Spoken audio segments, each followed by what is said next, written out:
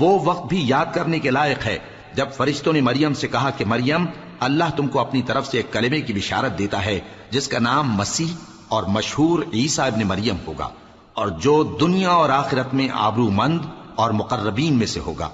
اور ماں کی گود میں اور بڑی عمر کا ہو کر دونوں حالتوں میں لوگوں سے یکساں گفتگو کرے گا اور نیکوکاروں میں ہوگا۔ مریم نے کہا کہ پروردگار، میرے ہاں بچہ کیوں کر ہوگا کہ کسی انسان نے مجھے ہاتھ تک تو لگایا نہیں۔